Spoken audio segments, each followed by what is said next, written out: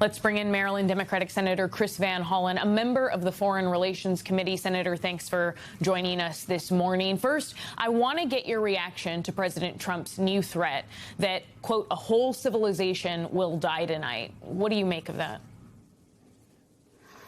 Well, Laura, we have a completely unhinged president who is threatening massive war crimes against the Iranian people. That's what he's doing. And we should all be speaking out, including Republicans, to make it clear that this war was a mistake from day one and that the president needs to stop. Ultimately, the Congress needs to make sure that we don't provide any additional funding for this illegal war of choice. But let me just say the president has lied through his teeth from the beginning. He lied when he said he was going to keep America out of foreign wars. He apparently lied 3 weeks ago when he said we won. If we won 3 weeks ago, what the hell is he doing now? And he just lied in that clip you played. Obviously, the people of Iran don't want the United States to be bombing themselves and their families. Senator, since he posted that threat this morning, have you heard it all from your Republican colleagues? And if he makes good on these threats, what will the repercussions be?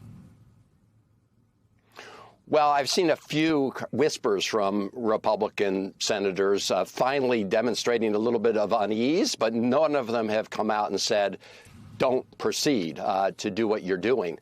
Look, ultimately, Laura, they will be held accountable through votes during the budget process, right? The president has asked for about $200 billion for this war. He's asked for a huge increase in the defense budget.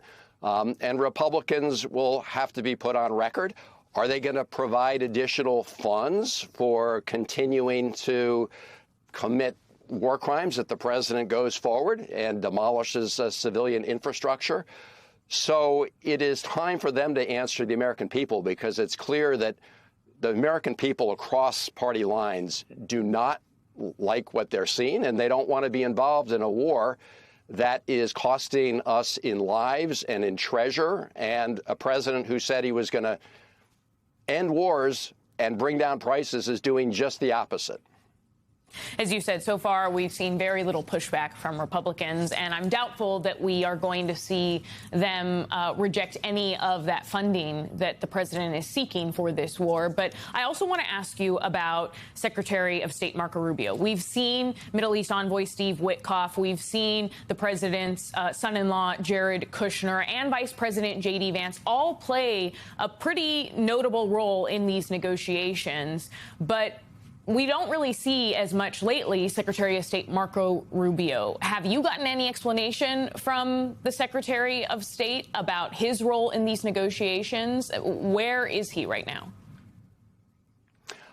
Laura, it's not clear. I mean, Secretary Rubio was part of the classified briefings that were provided early on to members of Congress.